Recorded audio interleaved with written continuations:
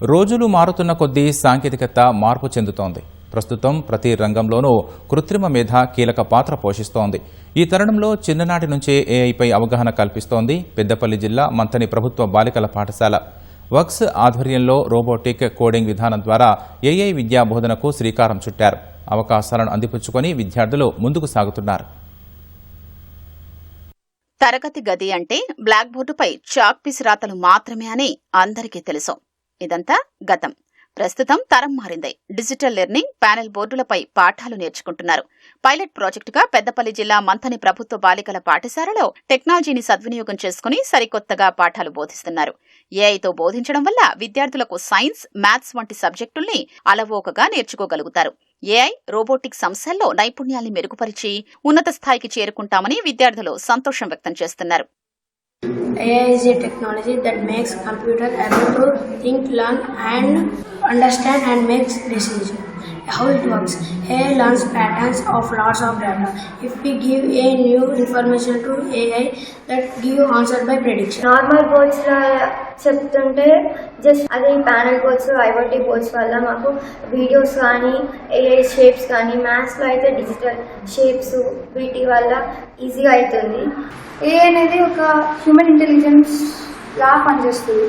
అది లెర్నింగ్ కావచ్చు, solving problems కావచ్చు, లేదంటే understanding languages, images are speeches. మళ్ళీ ఏఐలో 3 టైప్స్ ఉంటాయి: నారో ఏఐ, జనరల్ ఏఐ, ఇంకా జనరేటివ్ ఏఐ. నారో ఏఐ అనేది స్పెసిఫిక్ టాస్క్ని డిజైన్ చేస్తుంది. అదే జనరల్ ఏఐ అనేది అది హ్యూమన్ లాగా పర్ఫామ్ చేస్తుంది. అది జనరేటివ్ ఏఐ అనేది ఇమేజెస్ కానీ, స్పీచెస్ దాన్ని క్రియేట్ చేస్తుంది.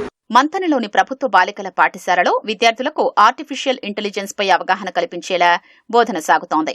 ఏఐ అంటే ఏంటి? రోజువారీ జీవితంలో ఏఐ ఎలా ఉపయోగపడుతోంది? ఏఐ ఆధారిత సాంకేతికత ఎలా పనిచేస్తుంది అనే అంశాల్ని విద్యార్థినులకు సులభమైన పద్ధతుల్లో వివరిస్తున్నారు.